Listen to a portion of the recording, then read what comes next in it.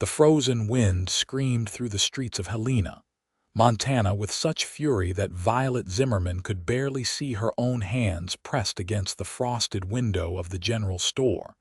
And somewhere in the chaos of white and ice, she realized with a sinking heart that her cousins had left without her. It was February 1883, and the blizzard had arrived with a vengeance that afternoon, transforming the usually bustling mining town into a ghost of itself. Violet had been working her shift at Henderson's general store, stocking shelves and helping customers prepare for the storm everyone knew was coming. Her cousins, Martha and Sarah, had promised to wait for her at the boarding house just 2 blocks away.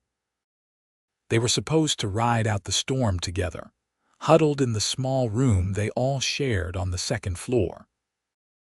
But when Violet finally locked up the store at the owner's insistence and stumbled through knee-deep snow toward the boarding house, she found the front door locked tight and no answer to her desperate knocking. The wind tore at her heavy wool coat, and despite the layers she wore, the cold seeped through to her bones. Violet was a large woman, something that had followed her since childhood, and while her size usually kept her warmer than most, even she could not withstand this kind of brutal cold for long. Her fingers were already going numb inside her mittens as she pounded on the door again, calling out for Martha and Sarah. The boarding house was dark except for a single lamp burning in a window on the 3rd floor, far from where her cousins should have been. "Please," she shouted against the wind, but her voice was swallowed by the howling storm. Snow caked her eyelashes and stung her cheeks. She tried the door handle again, twisting and pulling, but it would not budge. Someone had locked it from the inside, probably Mrs. Peterson, the landlady, who was terrified of the cold getting in and freezing her pipes. But Violet had a key. She fumbled in her coat pocket, her fingers clumsy and stiff, searching for the small iron key that should have been there.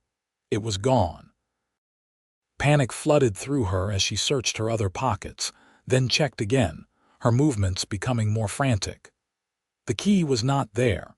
She must have dropped it somewhere between the store and here, lost in the deep snow that now covered everything. Violet felt tears prick at her eyes, but they froze almost instantly on her lashes. She could not stay out here. The temperature was dropping by the minute, and the wind made it even worse. She tried the door one more time, throwing her weight against it, but the solid wood did not give. The windows on the 1st floor were all shuttered against the storm.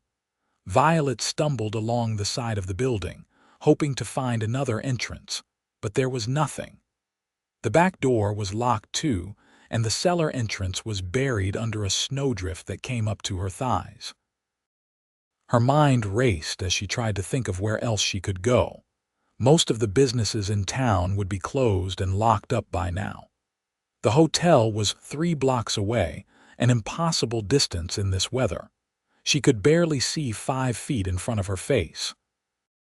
The church was closer, maybe 2 blocks, but she was not even sure she could make it that far. Her legs were already aching from pushing through the snow, and her fingers had lost almost all feeling. Violet stood in the narrow alley beside the boarding house, trying to shield herself from the worst of the wind, and realized she might actually die out here.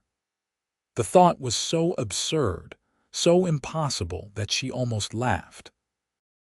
She was 22 years old, healthy despite what the mean-spirited folks in town sometimes said about her weight, and she was going to freeze to death because she had lost a key. She tried the boarding house door one more time, pounding with both fists, screaming for help until her throat was raw. But no one came. Either they could not hear her over the storm, or they assumed anyone with sense was already inside somewhere safe. No one would expect someone to be locked out in weather like this. Just as Violet was about to attempt the desperate journey to the church, she heard something that was not the wind. Footsteps, heavy and deliberate, crunching through the snow. She turned, squinting against the white wall of the blizzard, and saw a dark figure moving toward her. For a moment, fear gripped her. Helena was a rough town, full of miners and drifters, and a woman alone was always vulnerable. But then she realized that whoever this was might be her only chance at survival. "Help," she called out, her voice cracking. "Please, I am locked out." The figure came closer, resolving into the shape of a tall man bundled in a heavy coat and wide-brimmed hat that was covered in snow. He had a scarf wrapped around the lower half of his face, but she could see his eyes, dark and sharp, taking in her situation immediately. "You cannot get in." His voice was deep and rough, but there was concern in it. "I lost my key," Violet explained, her teeth chattering so hard she could barely get the words out. "My cousins were supposed to be here, but no one is answering. The landlady must have locked the main door." The man did not waste time with questions. He moved past her to the door and examined the lock. "Step back," he said. Violet obeyed, pressing herself against the wall of the building. The man pulled something from his coat, a heavy tool of some kind, and wedged it into the door frame near the lock. With a grunt of effort and the cracking sound of splintering wood, he forced the door open, breaking the lock mechanism entirely. The door swung inward, and warm air rushed out to meet them. "Get inside," he said, his tone leaving no room for argument. Violet did not need to be told twice. She stumbled through the doorway into the blessedly warm front hall of the boarding house. The man followed her in and pushed the door closed behind them, though it no longer latched properly. He wedged a nearby chair against it to keep it from blowing open. "Mrs. Peterson appeared at the top of the stairs, a candle in her hand and a scandalized expression on her face. "What on earth is all this noise? Who broke my door?" "Your tenant was locked out in the blizzard," the man said, unwrapping the scarf from his face. Violet finally got a good look at him. He was probably in his mid-20s, with a strong jaw covered in a few days' worth of dark stubble, and those intense eyes she had noticed before. His face was weathered from time spent outdoors, and there was a hardness to him that spoke of a difficult life. But there was also something gentle in the way he looked at her, checking to make sure she was all right. "Well, she should have been here earlier," Mrs. Peterson said with a sniff. "I locked up at 5 o'clock sharp, cannot have the cold getting in." "She could have died out there," the man said, and there was steel in his voice now. "You lock your doors, that is your business, but you make sure all your tenants are inside first." Mrs. Peterson's mouth opened and closed like a fish. "I thought everyone was in." "The Zimmerman girl works late sometimes. I did not think." "No, you did not think," the man said. He turned to Violet. "You need to get warm. Do you have a room upstairs?" Violet nodded, still shaking from cold and shock. "Second floor, third door on the right. Go on up. Get out of those wet clothes and wrap up in blankets. Do you have a stove in your room?" "A small one, yes." "Get it going. I will be up in a minute to make sure you are all right." He glanced at Mrs. Peterson. "And I will fix your door well enough to keep the wind out tonight. You can get it properly repaired when the storm passes." Mrs. Peterson looked like she wanted to argue, but something in the man's expression made her think better of it. She simply nodded and retreated back upstairs with her candle. Violet made her way up to the second floor on legs that felt like they belonged to someone else. Her whole body was shaking now, and her fingers were burning as feeling started to return to them. She fumbled with the door to her room and finally got it open. Inside, it was cold, but not nearly as cold as outside. The small pot-bellied stove in the corner was dark and empty. She peeled off her wet coat and mittens with clumsy hands, then her boots, which were soaked through. Her dress was damp around the hem and her stockings were wet.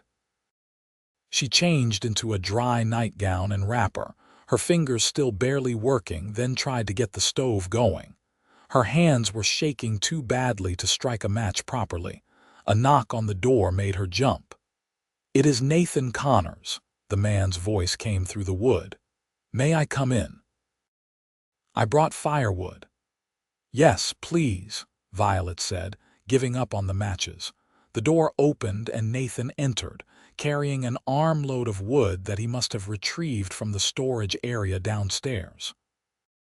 He did not comment on her night clothes, just moved to the stove and began efficiently building a fire. Within minutes, he had a good blaze going, and warmth began to spread through the small room. "Thank you," Violet said, huddling near the stove. "I do not know what would have happened if you had not come along." Nathan stood up, brushing his hands on his pants. "I was heading back to my place when I heard you calling out. Lucky I was passing by." He looked at her seriously. "Are you warming up? How are your hands and feet?" "They hurt," Violet admitted. "But I think that is a good sign, right? That means they are not frostbitten, probably. Let me see your hands." He pulled a chair closer to the stove and sat down, then gestured for her to hold out her hands. Violet hesitated for just a moment, then extended them. Nathan took them gently in his own, examining her fingers carefully. His hands were warm and rough with calluses. "They are very red, but I do not see any white patches. Can you move all your fingers?" Violet wiggled her fingers, wincing at the pain. "Yes." "Good, keep them warm." "Do you have extra blankets?" "In the trunk." Violet pointed to the wooden trunk at the foot of the bed she shared with her cousins. Nathan retrieved several thick quilts and draped them around her shoulders. "Where are your cousins? You said they were supposed to be here." "I do not know," Violet said, and the worry she had been pushing aside came rushing back. "We all live here together. They were supposed to wait for me, but when I got here the door was locked and no one answered. I have not seen them." "Maybe they are visiting someone else in the building," Nathan suggested. "Once you are warmed up a bit more, we can knock on doors and look for them." "You have done so much already," Violet said. "I am sure you need to get home before the storm gets worse." Nathan shook his head. "I am not leaving until I know you are going to be all right, and I want to make sure those cousins of yours did not abandon you on purpose." "They would never," Violet said automatically, but doubt crept into her voice. Martha and Sarah were her cousins on her mother's side, and they had come to Montana together last year to find work and adventure. But lately, Violet had noticed them whispering together and going quiet when she entered a room. They had started going out without inviting her, making excuses about why she could not come along. She had tried not to let it hurt her feelings, telling herself they just wanted time together as sisters sometimes. But being locked out tonight after they had specifically promised to wait for her felt like more than an accident. Nathan seemed to read something in her expression. "Stay here and get warm. I am going to go find them." Before Violet could protest, he was out the door. She huddled by the stove, pulling the quilts tighter around herself, and listened to him knocking on doors down the hall. She heard muffled voices, questions being asked. Then, after what felt like an eternity but was probably only 10 minutes, she heard familiar voices, high-pitched and defensive. "We thought she was right behind us," Sarah was saying. "It was so cold and the wind was so strong," Martha added. "We just ran straight here." "Without checking to see if she was with you." Nathan's voice was hard and unforgiving. "Without waiting even 5 minutes to make sure she got inside safely." There was silence, then Martha said, "We did not think." "A lot of people not thinking tonight," Nathan said. "Your cousin nearly froze to death because you could not be bothered to wait for her. Get in there and apologize." Footsteps approached, and then Martha and Sarah appeared in the doorway, looking sheepish and uncomfortable.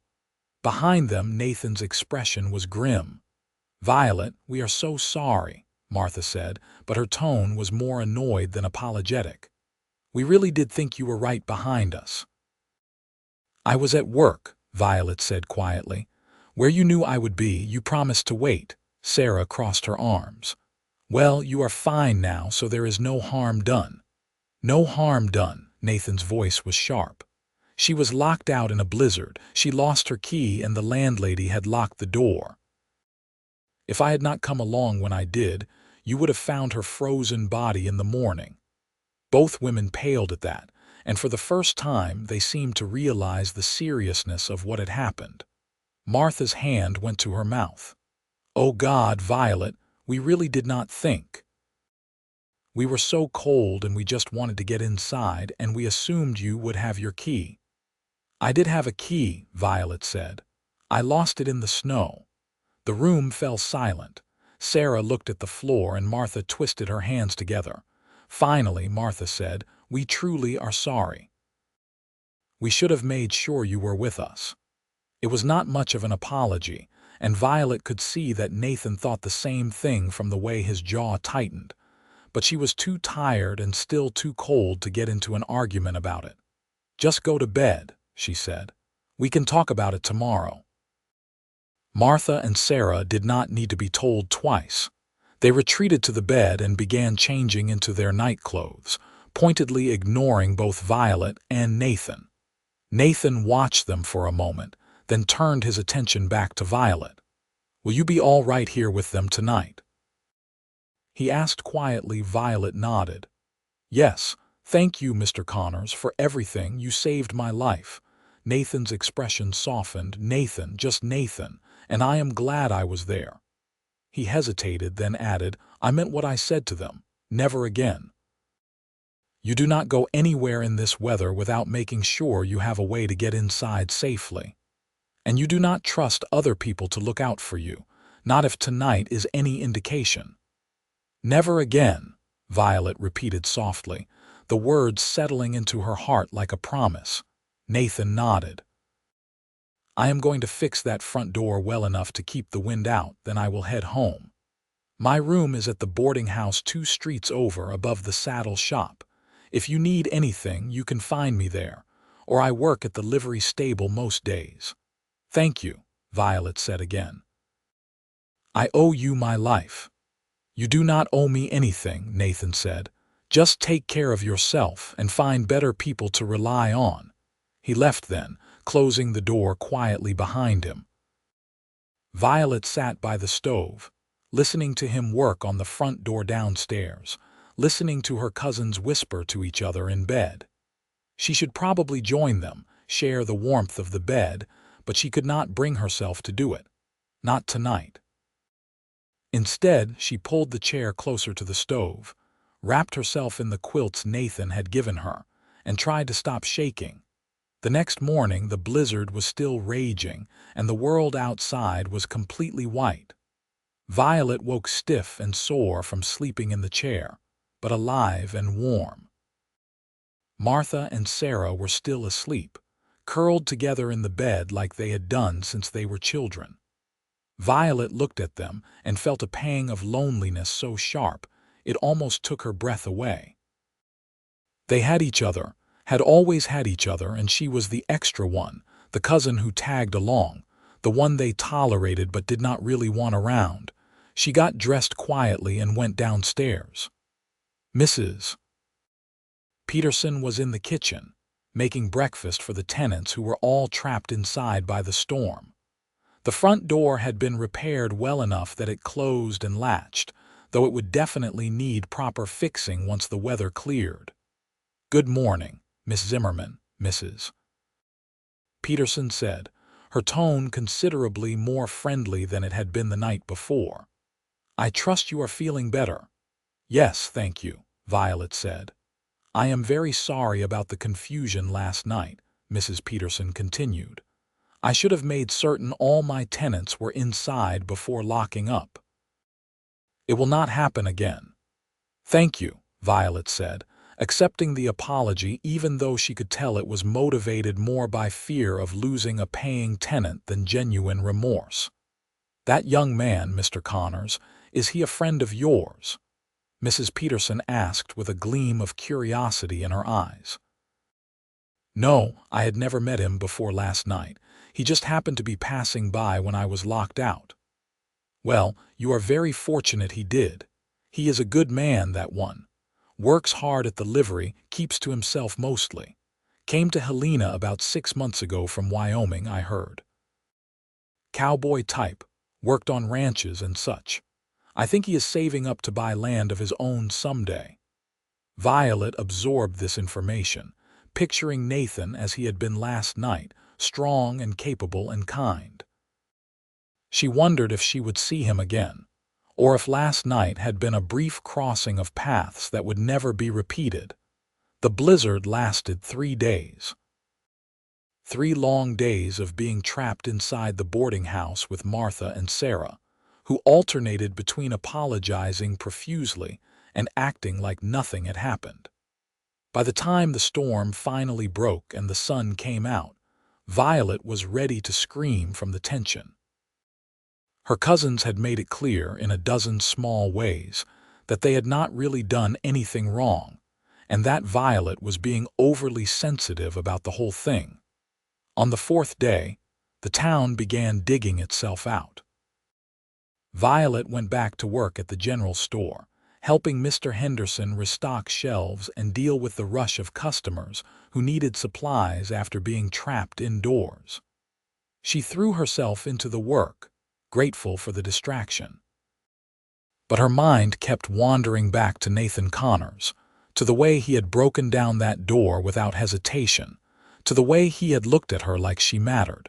She did not see him for a week. Helena was not a huge town, but it was big enough that paths did not cross every day, especially in the aftermath of the blizzard when everyone was busy catching up on work and repairs.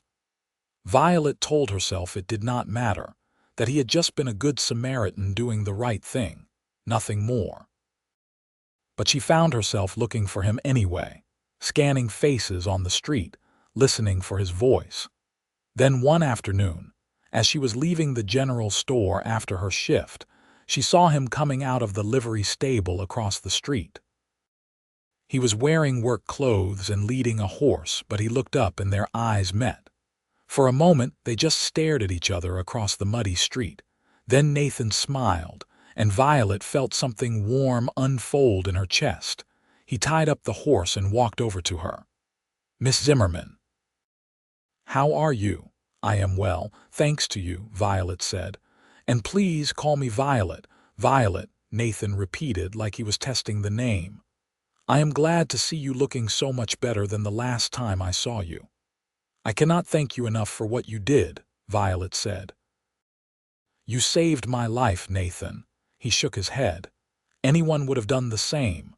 "No," Violet said firmly. "Not anyone. You did.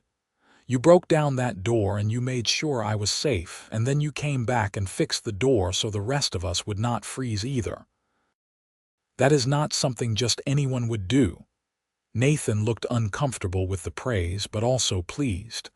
"Well, I am just glad you are all right. Have your cousins been treating you better?" Violet hesitated. "They apologized, multiple times." "I think they really did not understand how serious it was until you explained it to them." "But," Nathan prompted, hearing what she had not said. "But things are still a bit strange between us," Violet admitted.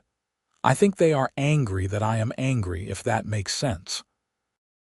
They want to just forget it happened and move on, and I cannot quite do that yet." Nathan nodded slowly. "You have every right to still be upset. They left you to die, Violet. Even if they did not mean to, even if they did not realize it, that is what they did. You do not just get over something like that overnight." It was validating to hear someone else say it, to have her feelings acknowledged as reasonable. "Thank you," she said quietly. They stood there for a moment, people moving around them on the boardwalk, and Violet searched for something else to say, some way to keep this conversation going. But her mind was blank, and she could feel herself starting to blush. Nathan cleared his throat. I was wondering, and you can say no if you want, but would you like to have dinner with me sometime? There is a decent restaurant over on Main Street, or if you would rather something less formal, the hotel does a nice Sunday supper. Violet's heart leaped. You want to have dinner with me? Nathan looked puzzled. Yes. Why do you sound so surprised? Because men did not usually ask her to dinner. Because she was fat and plain and awkward, and men like Nathan, strong and handsome and capable, did not look at women like her that way. But she could not say any of that out loud. I would like that very much, she said instead. Nathan's face broke into a genuine smile, and Violet realized it was the first time she had seen him really smile. It transformed his whole face, making him look younger and lighter. Sunday, then. I can pick you up at the boarding house around 5. Sunday at 5, Violet agreed, her own smile so wide it almost hurt. They stood there grinning at each other like fools for another moment, then Nathan remembered his horse waiting across the street. I should get back to work, but I will see you Sunday, Violet. See you Sunday, Nathan. Violet watched him walk back to the livery, and she felt like she was floating. A cowboy had asked her to dinner. Nathan Connors, who had saved her life, wanted to spend time with her. It seemed too good to be true. When she got back to the boarding house, Martha and Sarah were in the room, getting ready to go out somewhere. They looked up when she entered, and Sarah said, "You look happy." "Something good happened," Violet hesitated. Part of her wanted to keep this to herself, to not share something so precious with two women who had proven they could not be trusted. But another part of her, the part that still remembered being children together, still hoped things could be good between them again, wanted to share her joy. "I have a dinner engagement on Sunday," she said. "With Nathan Connors." Martha's eyes widened. "The man who broke down the door." "Yes." Sarah frowned. Why would he ask you to dinner? The question stung, even though Violet had asked herself the same thing. "Because he wants to get to know me better, I suppose." "Huh," Sarah said, in a tone that suggested she found this hard to believe. "Well, that is nice, I guess." "It is nice," Violet said firmly. "He is a good man." Martha was watching her with an odd expression. "You like him?" It was not a question, but Violet answered anyway. "I barely know him, but yes, I think I could like him very much." "Just be careful," Martha said. "Men like that, cowboys and drifters, they do not usually stick around. He will probably move on to the next town before long." "Maybe," Violet said. "Or maybe he will stay. He told me he wants to buy land someday, start his own ranch." Sarah laughed.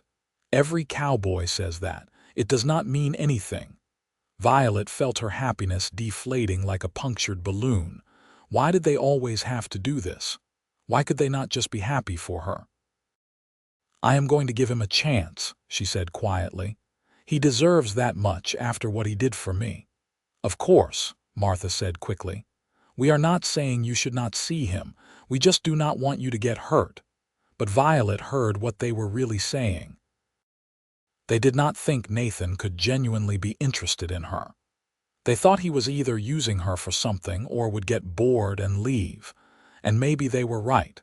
Maybe this was all a mistake. But Violet decided she did not care.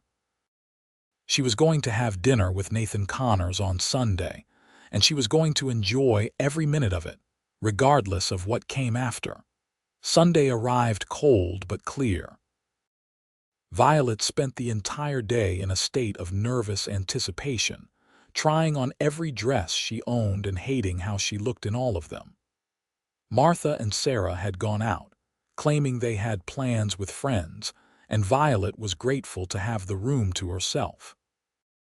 Finally, she settled on her best dress, a deep blue wool that brought out her eyes and fit well across her shoulders even if it was tight around her waist. She did her hair up in a simple bun and pinched her cheeks to bring color to them. At exactly 5 o'clock, there was a knock on the door downstairs, and Mrs. Peterson called up that Violet had a visitor. Violet took a deep breath, grabbed her shawl and gloves and headed down. Nathan was waiting in the front hall, cleaned up and wearing what were clearly his best clothes. His hair was neatly combed and his face freshly shaved. He looked nervous, which somehow made Violet feel better about her own nerves. "You look beautiful," Nathan said when he saw her, and he sounded like he meant it. "Thank you.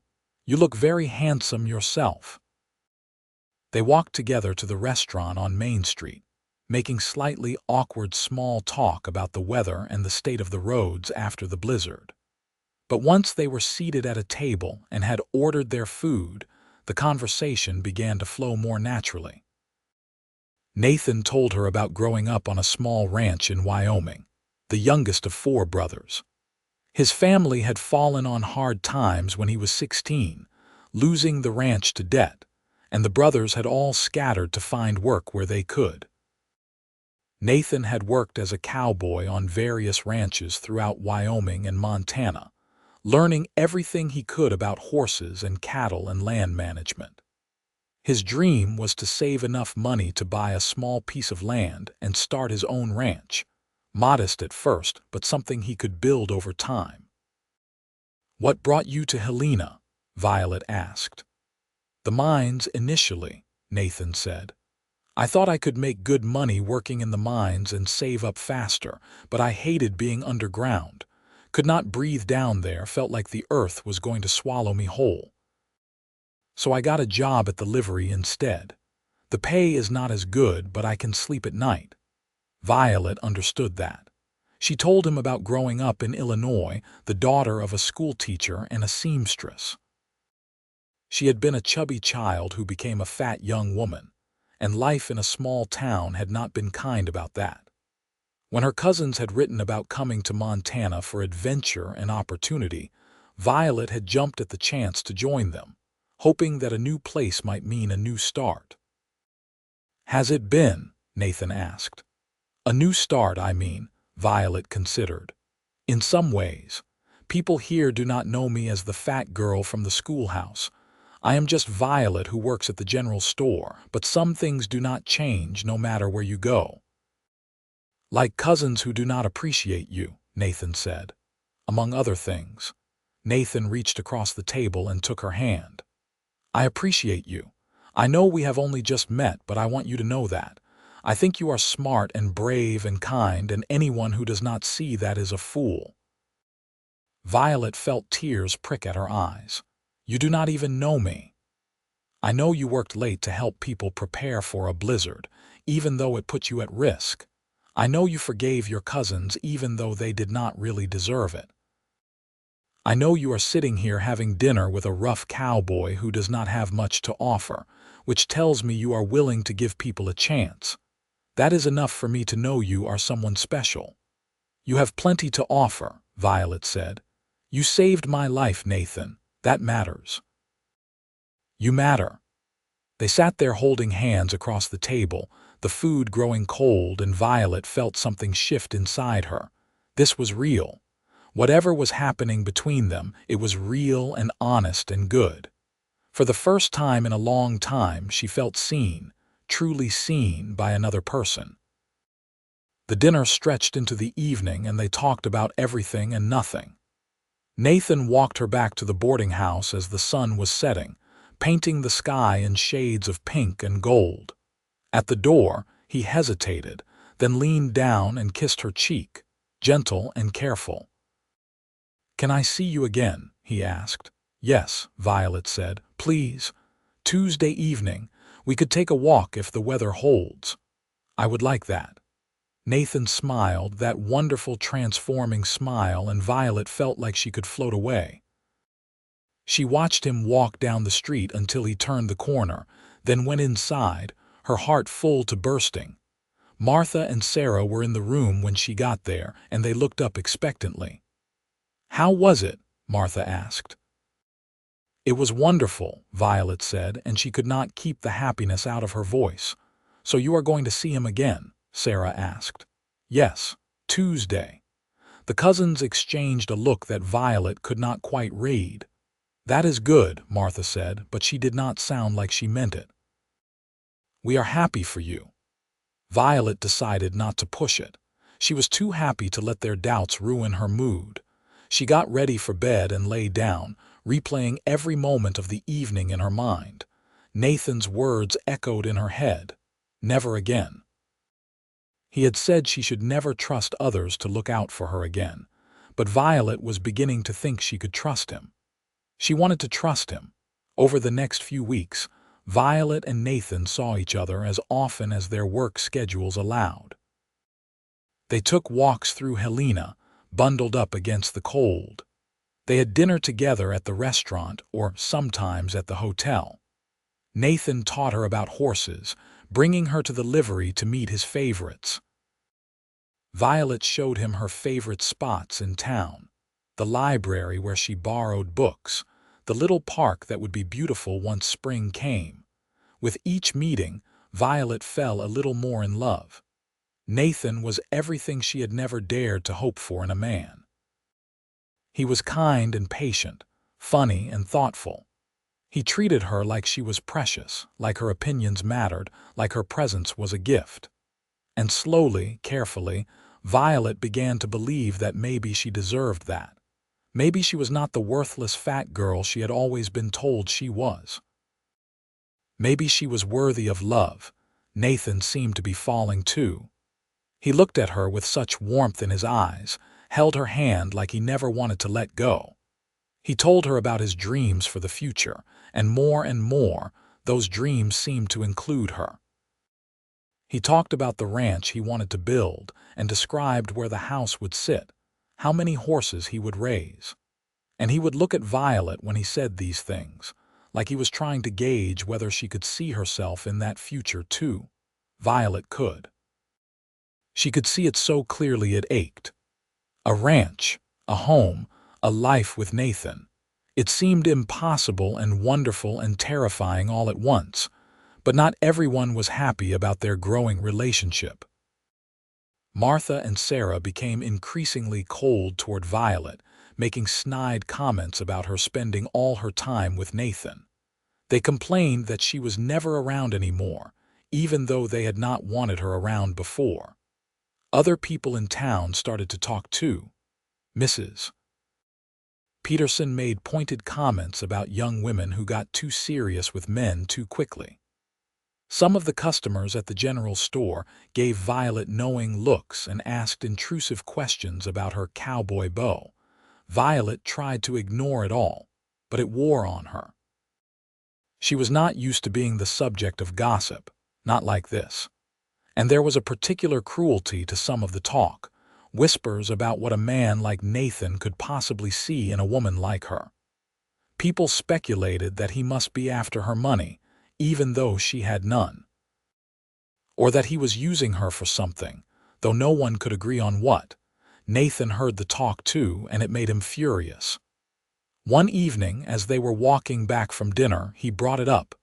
"People in this town need to mind their own business," he said, his jaw tight with anger. "The things they are saying about you, about us, it is not right." "They are just curious," Violet said, trying to smooth it over. "We are an odd match, I suppose. It is natural people would wonder." Nathan stopped walking and turned to face her. "We are not an odd match. Do not let them make you think that. I am with you because I want to be with you, Violet. Not for any other reason. You are beautiful and smart, and you make me happier than I have been in years. That is why I am courting you. That is the only reason that matters." Violet felt tears well up. "Do you really think I am beautiful?" "Yes," Nathan said fiercely. "I think you are the most beautiful woman I have ever met, inside and out, and I do not care what anyone else thinks about that." He kissed her then, right there on the street where anyone could see, a real kiss on the lips that made Violet's head spin. When they pulled apart, she was breathless and blushing and happier than she had ever been. "I am falling in love with you," Nathan said quietly. "I need you to know that. This is not some passing fancy for me, Violet. This is real." "I am falling in love with you too," Violet whispered back. "I already have fallen, I think." They stood there in the middle of the street, holding each other, and the rest of the world faded away. Nothing else mattered except this, except them, except the love that was growing between them like a fire on a cold night. But of course, the world did not stay faded for long. Reality had a way of intruding. A few days later, Violet arrived back at the boarding house after work to find Martha and Sarah packing their things. "What is going on?" Violet asked, confused. Martha looked up, her expression guilty.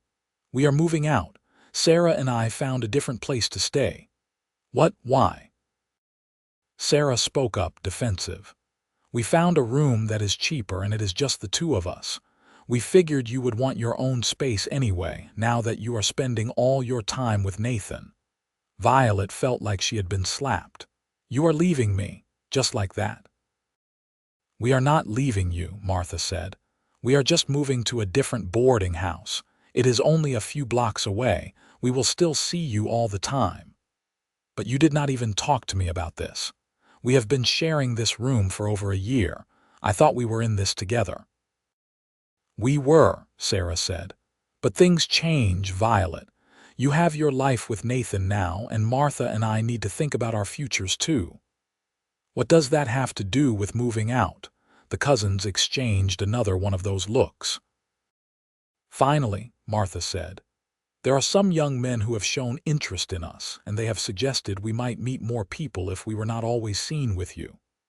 I am sorry, Violet, but you have to understand. You have Nathan, and that is wonderful, but Sarah and I need to find our own matches. And it is harder when you are always with us." The cruelty of it took Violet's breath away. They were leaving her because being associated with her, the fat cousin, was hurting their chances with men. They had not even had the decency to lie about it, to make up some other excuse. "I see," Violet said, her voice hollow. "When are you leaving?" "Tomorrow morning," Sarah said. "We have already paid Mrs. Peterson for our portion of the room through the end of the month, so you should be fine until then." Violet nodded mechanically. "Fine. I hope your new place works out for you." She turned and left the room before they could see her cry. She went downstairs and out the front door, walking blindly through the streets until she found herself at the livery stable. Nathan was there, brushing down a horse, and he looked up in surprise when he saw her. "Violet, what is wrong?" The concern in his voice broke the dam, and Violet started crying in earnest. Nathan immediately put down his brush and came to her, wrapping her in his arms. She told him everything, about Martha and Sarah leaving, about the reason they had given, about how much it hurt to be rejected again by the people she had thought were family. Nathan held her through it all, his anger at her cousins palpable but controlled. When she finally stopped crying, he said, "They do not deserve you. They never did. You are better off without them." "I know," Violet said, "but it still hurts." "Of course it does. But Violet, listen to me. You do not need them. You have me, and I am not going anywhere. I meant what I said the other night. I love you, and I want to build a life with you if you will have me." Violet pulled back to look at him. "What are you saying?" Nathan took a deep breath. "I am saying I want to marry you. I know it is fast, and I know I do not have much to offer yet. But I am saving money, and I am working hard, and I promise you I will give you a good life. We can start small, but we will build something together. A home, a ranch, a family, if that is what you want too." "Yes," Violet said, the word coming out before she even had time to think. But she did not need to think. She knew what she wanted. "Yes, Nathan, I want that. I want all of it with you." Nathan's face lit up with joy, and he kissed her, deep and passionate and full of promise. When they pulled apart, he said, "I will talk to the preacher tomorrow. We can get married as soon as you want." "Soon," Violet said. "I want to marry you soon." They decided on 2 weeks, enough time to make basic arrangements, but not so long that they had to wait. Nathan found a small house on the edge of town that they could rent cheaply. Just 2 rooms and a kitchen, but it would be theirs. Violet gave her notice at the general store, planning to focus on making a home and helping Nathan save for their ranch. They bought simple rings from the jeweler, plain gold bands that cost more than they should have, but felt important. Martha and Sarah heard about the engagement and came to see Violet, full of false congratulations and poorly concealed envy. They had not found the rich husbands they had been hoping for, and seeing Violet so happy seemed to irritate them. But Violet did not care. She was done trying to win their approval or affection. She had Nathan, and that was enough. The wedding was small, held in the Helena church, with just a handful of people attending. Mrs. Peterson came, and some of Nathan's friends from the livery, and Mr. Henderson from the general store. Martha and Sarah were there too, sitting in the back and whispering to each other through the ceremony. But Violet barely noticed them. She only had eyes for Nathan, standing at the front of the church in his best suit, looking at her like she was the answer to every prayer he had ever prayed. The preacher read the familiar words and they exchanged vows, promising to love and honor each other for the rest of their lives. When Nathan slipped the ring on her finger, Violet felt a sense of rightness settle over her. This was where she was meant to be, with this man, building this life. Everything that had come before, all the pain and rejection and loneliness, had led her to this moment. "I now pronounce you man and wife," the preacher said. "You may kiss your bride." Nathan kissed her softly, sweetly, and Violet felt tears of happiness on her cheeks. They were married. She was Mrs. Nathan Connors now, and nothing had ever felt so perfect. The reception was held at the hotel, a simple meal with cake and dancing. Nathan held Violet close as they swayed to the music, and he whispered in her ear, "I am the luckiest man alive." "I am pretty lucky myself," Violet whispered back. They left the reception early, eager to get to their new home and start their married life. The little house was drafty and the furniture was mismatched, but Violet loved it immediately. It was theirs, a place where they could be together without judgment or interference. That first night as husband and wife was tender and sweet. Nathan was gentle with Violet, making sure she felt cherished and safe. They explored each other slowly, learning what brought pleasure, what made the other sigh or moan. When they finally came together, it felt like the most natural thing in the world, two pieces fitting perfectly into a whole. Afterward, lying tangled in the sheets with Nathan's arms around her, Violet felt a peace she had never known. "I love you," she said into the darkness. "I love you too," Nathan replied, pressing a kiss to her hair. "Never again, Violet. Never again will you be left out in the cold in any way.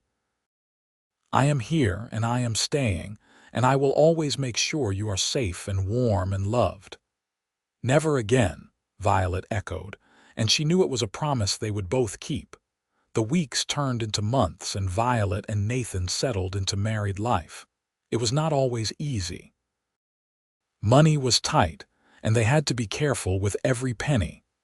The house was cold in the winter and hot in the summer. Nathan worked long hours at the livery, and Violet took in sewing to help make ends meet. But they were happy, blissfully so, building their life together one day at a time. Nathan continued to save for his ranch, putting aside every spare coin. Violet helped however she could, budgeting carefully and finding ways to stretch their resources. They talked endlessly about their plans, about the land they would buy, the house they would build, the horses they would raise.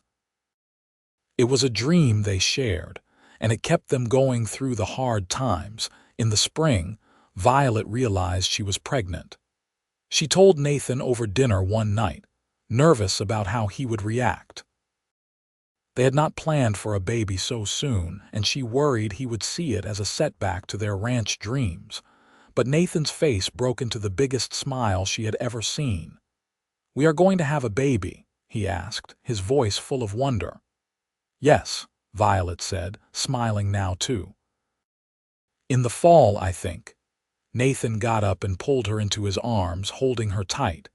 This is the best news, the very best news. We are going to be parents, Violet. Are you sure? Violet asked.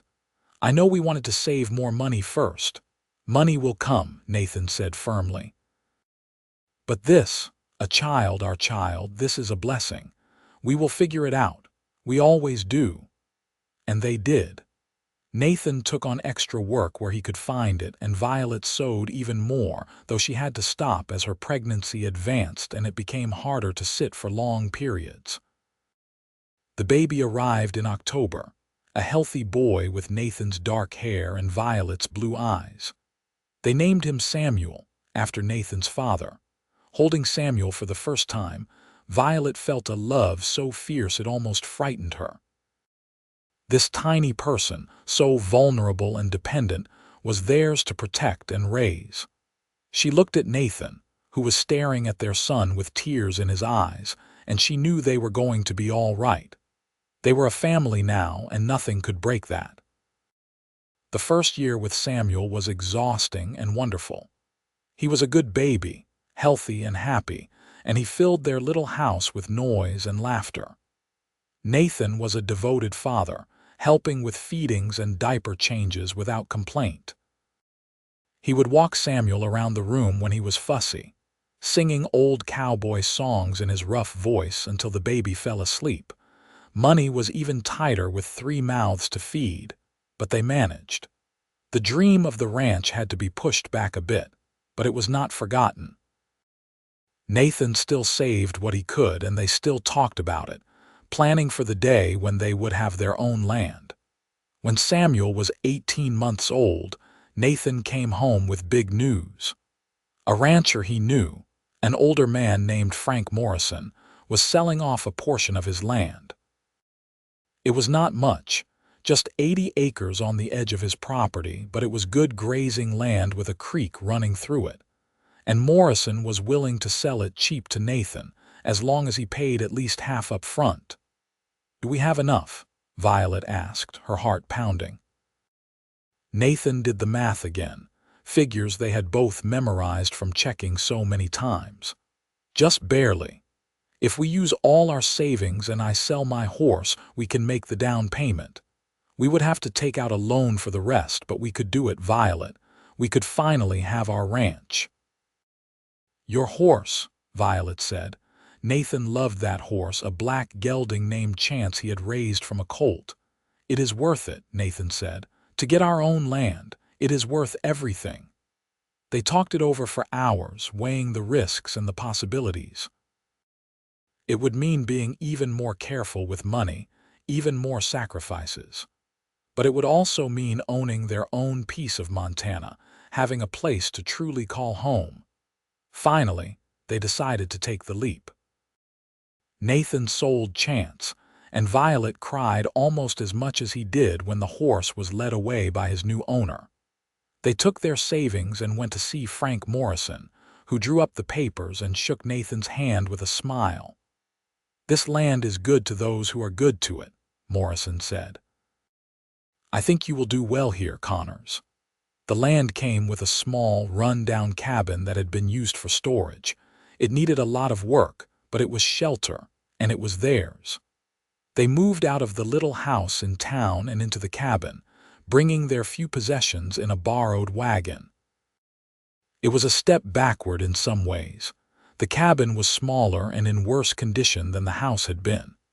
But it was on their own land, and that made all the difference.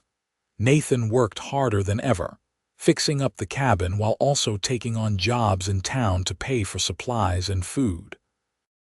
Violet helped where she could, caring for Samuel and making their rough cabin into something that felt like home. She planted a garden, started raising chickens, learned how to preserve food for the winter. It was back-breaking work, but she did not complain. This was their dream, and she was going to do everything in her power to make it succeed. Slowly, the ranch began to take shape. Nathan bought a few head of cattle with money borrowed from the bank.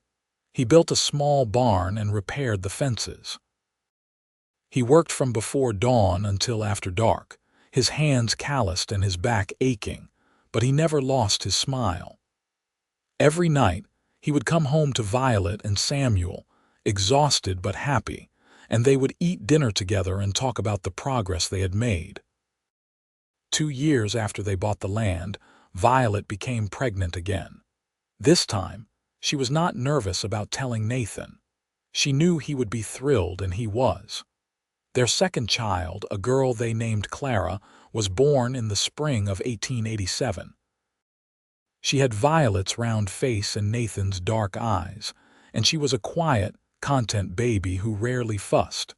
With 2 children and a ranch to run, life was chaotic, but it was also full of love. Samuel was a curious, energetic child who followed Nathan everywhere, wanting to help with the horses and the cattle. Clara was her mother's shadow, content to sit nearby while Violet worked in the garden or cooked. The cabin was bursting at the seams, and Nathan promised that as soon as they had the money, he would build Violet a proper house. That house took another 3 years to materialize, but when it did, it was everything Violet had dreamed of. 2 stories, with 4 bedrooms and a big kitchen and a sitting room with a fireplace. Nathan built it himself, with occasional help from friends, and every board and nail was placed with love. When they finally moved in, Violet stood in the middle of the empty sitting room and cried happy tears. "This is our home," Nathan said, putting his arms around her from behind. "The home we built together." "It is perfect," Violet said. The ranch continued to grow. Nathan's hard work and knowledge paid off, and their herd increased. They were not rich, not by a long shot, but they were comfortable. They had enough to eat, a warm house to sleep in, and hope for the future. Samuel grew into a strong, capable boy who could already ride a horse better than most adults. Clara was gentle and sweet, with a talent for caring for the animals that made Nathan predict she would be an even better rancher than he was. Violet looked back on those early days in Helena, on the night she had been locked out in the blizzard, and it felt like a lifetime ago. That frightened, lonely girl who had nearly frozen to death was gone, replaced by a woman who was loved and valued and strong. Nathan had saved her that night, but she had saved herself too, by choosing to trust him, by choosing to believe she deserved good things. And Nathan, for his part, never let her forget how much she meant to him. He still called her beautiful, still held her hand when they walked, still looked at her like she was the best thing that had ever happened to him. On their 10th wedding anniversary, he gave her a necklace, a simple silver chain with a small heart pendant. "I know it is not much," he said as he fastened it around her neck, "but I wanted you to have something special, something to remind you how much I love you." "You remind me every day," Violet said, touching the pendant. "By the way you look at me, the way you treat me, the life we have built. I do not need jewelry to know I am loved, Nathan, but I will treasure this anyway because it came from you." They stood on the porch of their house, looking out at the land they had built into a thriving ranch, and Nathan pulled her close. "Never again," he said softly. Violet knew what he meant. Never again would she be alone in the cold. Never again would she doubt that she was worthy of love. Never again would she settle for less than she deserved. Because she had Nathan, and she had their children, and she had this life they had created together. "Never again," she agreed, and she kissed him as the sun set over their ranch, painting the Montana sky in shades of gold and red. Over the years that followed, the ranch continued to prosper.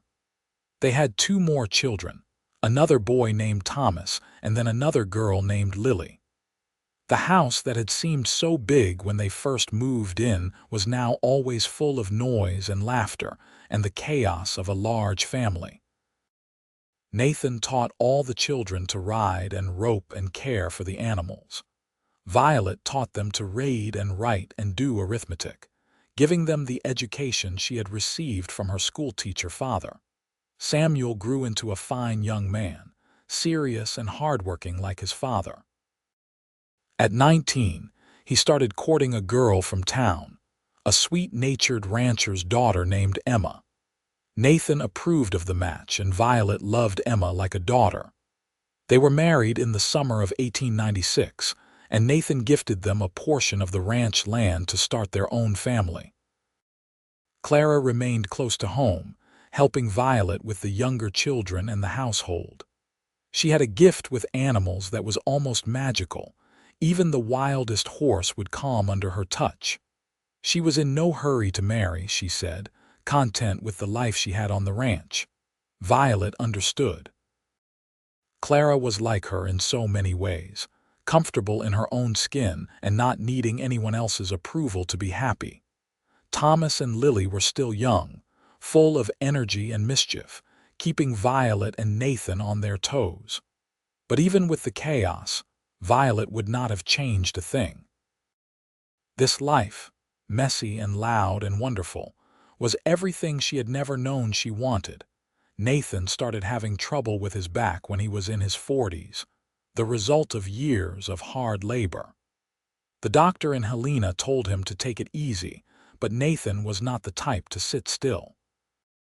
He modified his work, letting Samuel and the hired hands take on the heavier tasks, but he was still out every day, checking on the cattle and the fences, making sure everything was running smoothly. "You need to rest," Violet scolded him one evening when she found him limping after a long day. "I will rest when I am dead," Nathan said with a grin. "Besides, I like being out there. This ranch is my legacy, Violet, ours. I want to make sure it thrives." "It will thrive because we built it on a strong foundation," Violet said. "You do not have to work yourself to death to prove anything." Nathan softened and pulled her into a hug. "I know, but old habits die hard. I spent so many years afraid we would lose everything that it is hard to relax and trust that we are going to be all right." "We are more than all right," Violet assured him. "We have a successful ranch, 4 healthy children and each other. We have everything that matters." Nathan kissed her forehead. "You are right, as always." In 1900, when Violet was 39 and Nathan 42, they celebrated their 15th wedding anniversary with a big party. Family and friends from all over the county came to celebrate with them. There was music and dancing and more food than they could possibly eat. Violet wore a new dress that Nathan had insisted on buying her, a beautiful blue silk that matched her eyes. Nathan wore his best suit and spent the evening dancing with his wife and daughters, his face lit up with joy. "I never thought I would have this," he told Violet as they danced under the stars. "A family, a home, people who love me. I thought I would always be alone, just drifting from place to place. But then I found you, locked out in that blizzard, and everything changed." "You changed my life too," Violet said. "You saw me when everyone else looked right through me. You made me believe I was worth loving." "You have always been worth loving," Nathan said firmly. "I am just grateful I was the one who got to show you that." They danced until Violet's feet hurt and Nathan's back was aching, and then they slipped away from the party to sit on the porch of their house, watching the festivities continue without them. "You ever think about that night?" Violet asked. "The night we met, all the time," Nathan said. "It was the best thing that ever happened to me, even though it was the worst thing that ever happened to you." "It was not the worst thing," Violet said thoughtfully. "It was terrible in the moment, yes. I thought I was going to die. But it brought you into my life, and I would go through it again 1,000 times over for that." "Never again," Nathan said, the old promise rising between them. "You will never be locked out in the cold again, Violet, not as long as I am alive." "I know," Violet said, leaning her head on his shoulder. "I have never doubted that, not for a single day." They sat in comfortable silence, listening to the music and laughter from the party, and Violet reflected on how far they had come. From that terrifying night in Helena to this beautiful life on their ranch, it had been a journey full of challenges and triumphs. But every step had been worth it, because they had taken those steps together. The years continued to pass, bringing more changes and more blessings. Samuel and Emma had 3 children of their own, giving Violet and Nathan their first grandchildren. Clara eventually did marry, to a quiet rancher named John who loved her completely. Thomas grew into a young man with dreams of expanding the ranch, and Nathan began teaching him the business side of ranching, preparing him to eventually take over. Lily, the baby of the family, was spirited and independent, talking about becoming a teacher like her grandfather had been. Nathan's health declined slowly but steadily.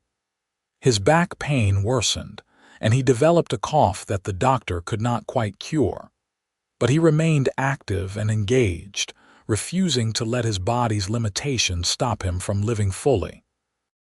He played with his grandchildren, taught his sons and sons-in-law everything he knew about ranching, and spent his evenings with Violet, talking and planning and simply enjoying each other's company.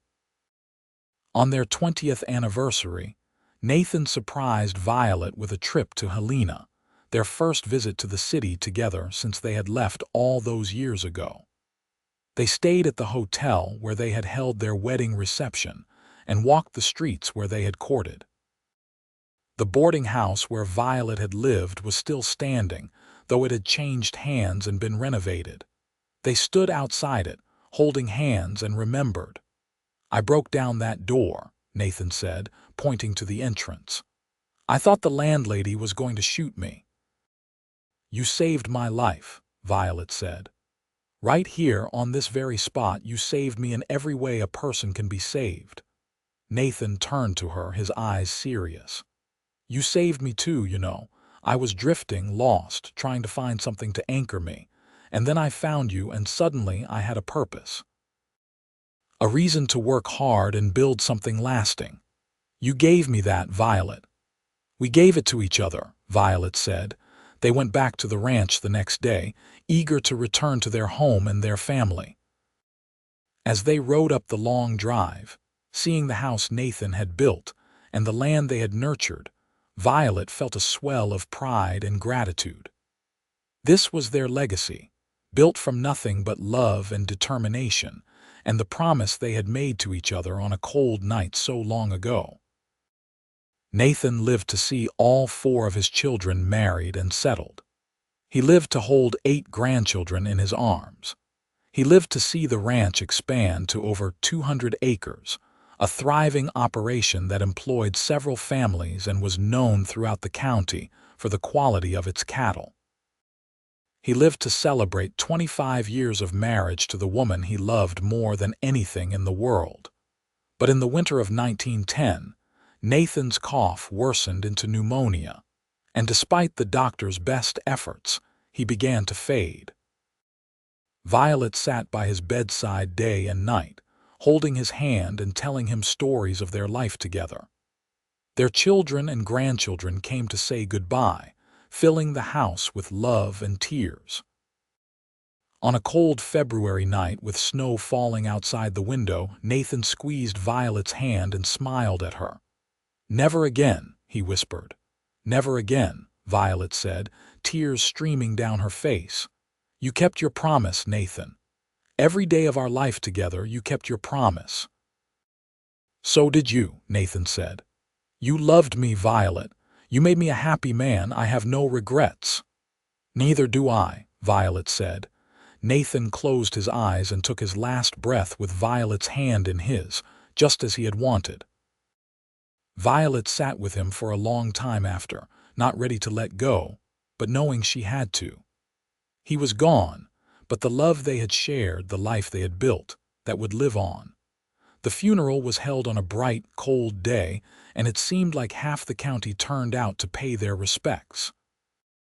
Nathan Connors had been respected and loved, known as a fair man, a good neighbor, a devoted husband and father. Violet stood at his graveside, surrounded by her children and grandchildren, and said goodbye to the man who had changed her life. In the months that followed, Violet grieved deeply. The house felt empty without Nathan's presence, without his voice and his laughter and his steady strength. But she was not alone. Her children rallied around her, making sure she was cared for and supported. Samuel took over the running of the ranch, with Thomas as his partner, and they made sure to involve Violet in all the major decisions, valuing her wisdom and experience. Violet found comfort in her grandchildren, who brought light and laughter back into her life. She told them stories about their grandfather, about the cowboy who had broken down a door to save a woman locked out in a blizzard, about the man who had worked hard to build a ranch from nothing, about the husband who had loved his wife with all his heart until his dying day. "Never again," Violet would say at the end of these stories, and the grandchildren would ask what it meant. "It means you never leave someone out in the cold," Violet explained. "Not literally and not figuratively. You look out for people. You help them when they need it. You make sure the people you love know they are loved every single day. That is what your grandfather taught me, and it is the most important lesson I can teach you." Violet lived for another 15 years after Nathan's death, long enough to see all her grandchildren grown and some of them starting families of their own. She remained active and engaged, helping with the ranch as much as her aging body allowed, volunteering at the church, and being a beloved matriarch to her large and growing family. She never remarried. People sometimes suggested it, telling her she was still young enough to find companionship again. But Violet would just smile and shake her head. She had had the love of her life. Nathan had been everything she needed, and their love was not something that could be replaced or replicated. She was content to live with his memory and the legacy they had built together. On a spring morning in 1925, Violet passed away peacefully in her sleep, in the house Nathan had built for her, surrounded by the evidence of a life well lived. She was 64 years old, and she had lived to see her family grow to include 4 children, 8 grandchildren, and 3 great-grandchildren. The ranch was thriving, a testament to the dream she and Nathan had shared and worked so hard to achieve. They buried her next to Nathan, under a big cottonwood tree on a hill overlooking the ranch. The whole family gathered for the funeral, along with friends and neighbors from miles around. There were tears, but there was also laughter and joy, because Violet Connors had lived a good life, a full life, a life marked by love and courage and determination. Samuel stood at his mother's grave and told the story one more time, the story everyone in the family knew by heart.